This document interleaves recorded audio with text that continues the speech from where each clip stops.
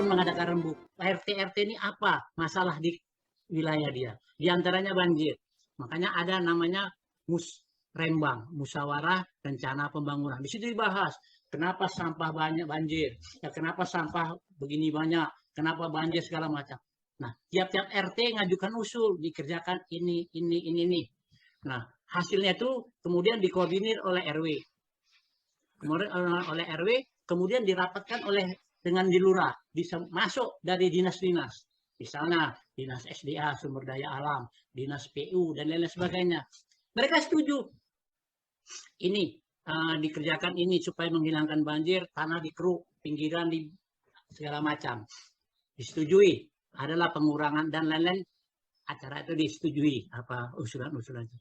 Nah, misalnya di total biayanya misalnya 5 miliar. Anggaran nggak 5 miliar. Anggaran paling yang turun tuh bisa disetujui. Tapi per tahun itu disesuaikan dengan APBD atau dana keuangan. Ya paling 500 juta. Jadi itu bisa berkelanjutan. Nah, ada istilahnya tuh. Ditabri tanda bintang. Ya, zaman dulu Ratu Duk itu ya dasar usulan proyek pakai itu rumah-rumah menyebabkan. Ada kaitannya dengan kependudukan. Kenapa? Itu ada juga dengan kependudukan, ada juga dari aparat-aparat. Orang-orang yang datang, kemudian dia tinggal di situ, tidak langsung ditindak. Sehingga dia bisa bangun rumah. Kemudian diperbesar, rumahnya diperbesar, sungainya jadi diperkecil. Kali itu diperkecil. Mau membuka itu, mau mengusir, susah juga. Nah, mereka ya, bisa dapat udah terlanjur di ini kan. Udah terlanjur disetujui. Kalau perhatikan gini ya, kita selalu kalau kita berorientasi terhadap anggaran dan lain sebagainya, nah itu juga nggak selesai masalah karena kita tahu itu kelemahan. Nah, tapi aku bukan muji. Misalnya lihat ya, ada wali kota Medan itu, sorry biar aku sebut aja, Abdillah itu ya. Dia bangun kota Medan itu tidak, ya memang ada anggaran-anggaran, tapi dia coba berusaha juga untuk kerjasama dengan pihak lain, pihak swasta. Jadi waktu aku di Medan kuliah dia bangun ini, bangun itu, itu semua kerjasama. Kota Medan jadi indah, misalnya ada ini, ada itu. Jadi kalau kita misalnya ada jiwa, kita kan orang Indonesia ini kan ada jiwa gotong royong. Kalau ada sesuatu, dilibatkanlah masyarakat. Misalnya kalau kau bilang tadi RW, RT. Tapi kalau kita terus nunggu ini 5 miliar, datang 500 juta, nggak selesai, dan itu terus. Begitu terus, karena tahu kita situasi dan kondisi keuangannya. Nah itu, jadi ada nggak inisiatif kreativitas itu? Udah itu terlambat pula datangnya. Padahal kan banjir ini kan harus instan ya. Sesuatu yang harus mesti segera. Tapi datangnya nanti tahun depan. Macam mana anggaran mau apa? Itulah birokrasi kita. Nah, kemudian itu ditambah lagi sikap penduduk. Penduduk mana jadi kita sampai tilam, kasur tilam itu mereka buang tuh ke sini. Kemana?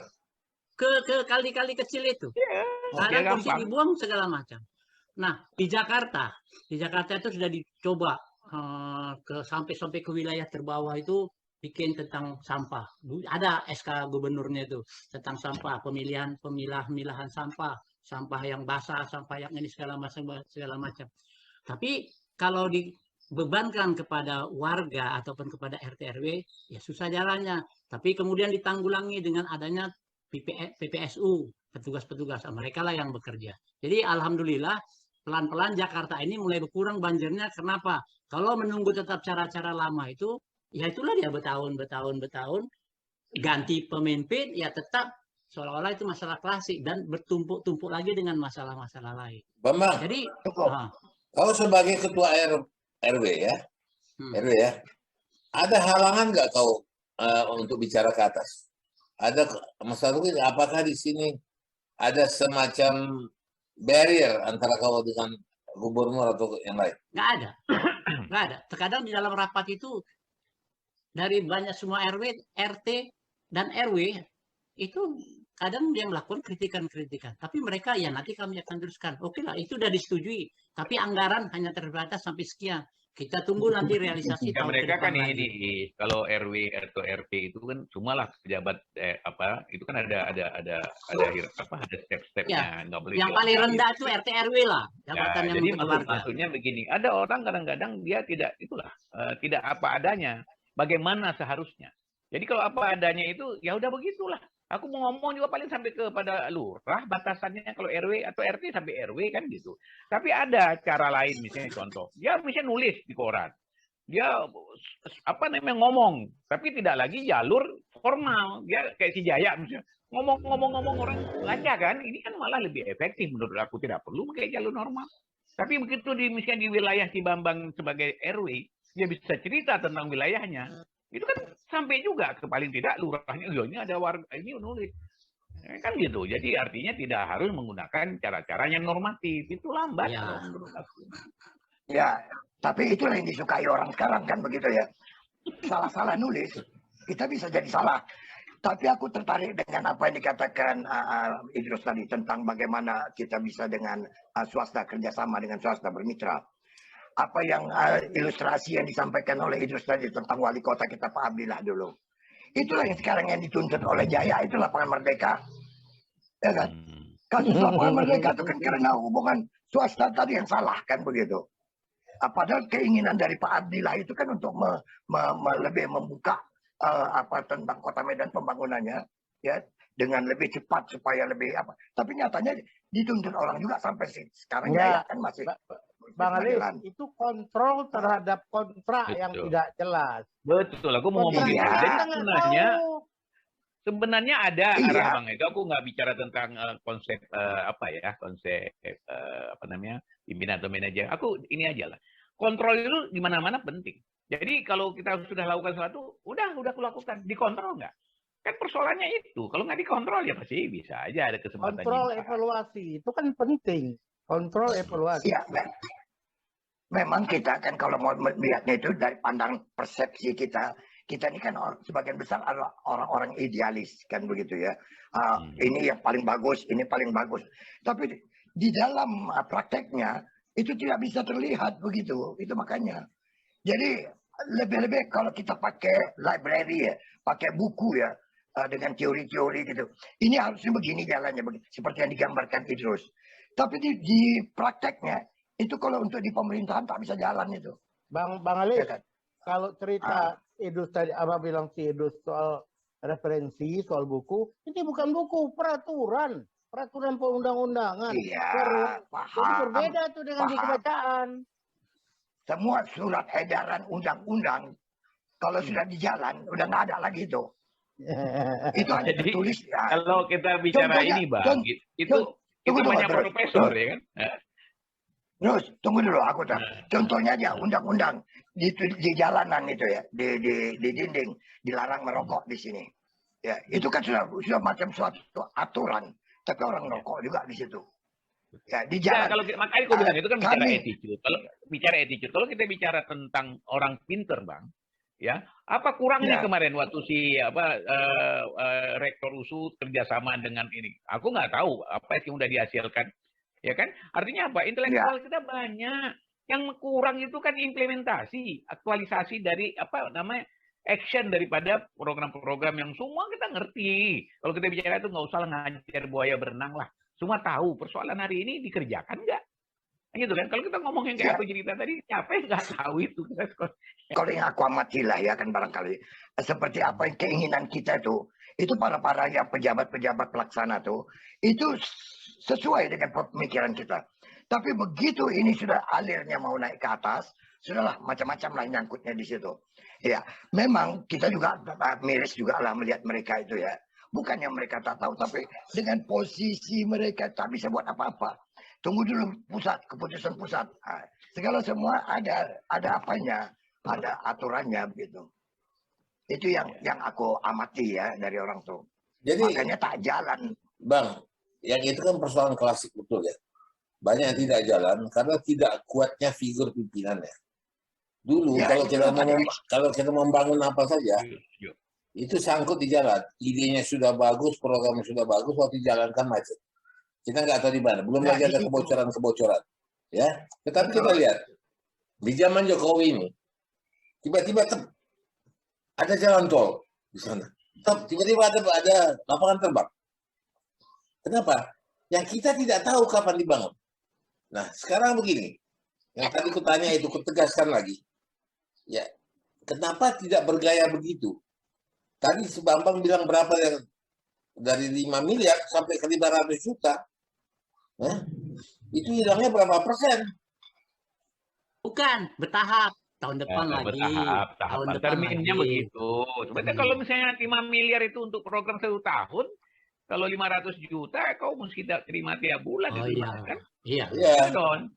Jadi kan memang boleh saja dengan sistem seperti itu. Aku juga tertarik seperti si Sari bilang ya. Misalnya seperti kepemimpinan Jokowi sekarang secara fisik memang kelihatan lah. Ini ya terlepas dari kelemahan-kelemahan yang lain juga itu yang berdampak jangka panjang. Jadi itu debatable lah kalau kita bicara itu. Tapi yang paling penting menurut aku, apa yang dilakukan itu prioritas itu betul-betul prioritas benar, bukan prioritas by interest.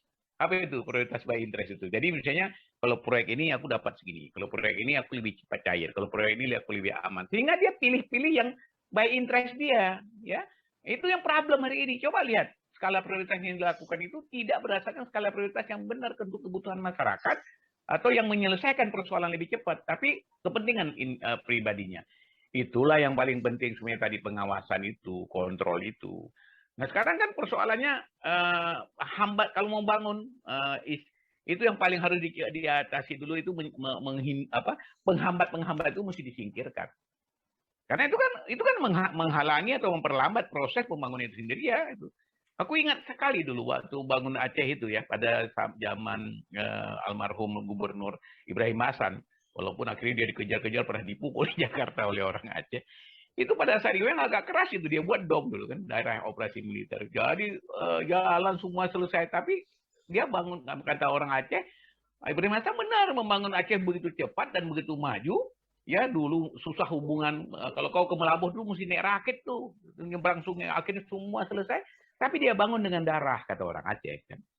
Ngerti dengan darah. Jadi dia kan harus membabat semua orang yang menghalangi pembangunan. Nah, itu memang dilematis. Mau milih mana gitu loh. Nah sekarang coba aku kasih tahu aja. Apa kurang banyak orang yang hari ini mengkritik Jokowi? Banyak gitu. Tapi ya dia jalan aja gitu kan. Persoalannya nanti kita lihat ke belakang. Nah, aku rasa itu satu model. Terlepas apa lah Isari ya. Aku lihat ini ada role model satu yang sederhana sekali. Jokowi itu kan dia begitu dia lihat langsung dia perintah, dia fokus. Nah kemudian ada yang mengeksekusi. Sekarang Jokowi tanpa Basuki itu, Menteri PU itu, mungkin tak jalan juga. Jadi kalau dalam skop yang kecil di Medan, misalnya si Bobi, dia mau, jangan banyak kali program lah. Satu-satu aja, ini. Langsung cari orang yang benar. Mencari orang yang benar, ini menurut Jaya susah. Banyak kibus daripada kican. Bentar ya, aku ingatkan, kenapa aku agak ribut. Pertama kali dibangun kanal, 1,2 triliun. Hasilnya nggak ada.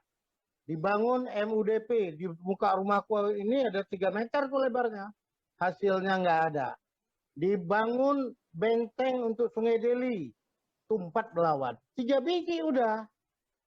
Nanti mau dibangun lagi untuk banjir rob di Belawan 6 triliun. Itu akan begitu juga. Jadi pengalaman kita di Medan ini, Medan tuh nggak pernah diuntungkan. Kenapa? Waktu dulu MUDP itu kan dari Jakarta itu. Nah, Medan bayangkan, gambarnya pun nggak punya. Bayangkan nggak punya itu MUDP itu. Makanya mencari uang dari Paris, kata orang kan. Kanal itu 1,2 triliun, waktu itu dolar masih 2.500. Bayangkan. Hasilnya apa? Nggak ada sama sekali. Itu yang kita nggak ingin. Seharusnya sekarang pemerintah kota sekarang belajar dari pengalaman lah, jangan ikut terjadi lagi. Enggak, kayak kau bilang tadi, jadi menempatkan orang yang tepat. Jadi bukan karena lobby, karena hubungan. Jadi istilah lama lah, istilah kuno, the right man on the right place. Bang, si Bobi punya orang yang bisa mengerjakan ide-ide dia. Aku rasa ada, pasti ada. Cuman kita ini kan semua tidak dalam sistem. Kita tak pernah mempertahankan satu sistem. Tukar pejabat, tukar lagi apanya. Aturan dan seleranya. Kan begitu. Itu yang membuat. Padahal kalau sistem itu betul permanen dia. Siapapun orangnya. Itu pasti akan jalan. Nah, itu kan. Ya, kemudian aku teringat cerita Jaya tadi itu tentang kanal itu. 1,2 triliun. Artinya sekian tahun itu tak masuk air ke dalam kanal itu ya. Ya. Kemarin tuh ada beberapa waktu yang lalu, itu launching orang masyarakat di situ. Karena baru pertama kali air lewat dari situ. Itu pun kena air hujan. Iya kan, begitu kan. Sejak 2000 berapa? Udah 15 tahun. Barulah masuk air sekali kan, begitu ya.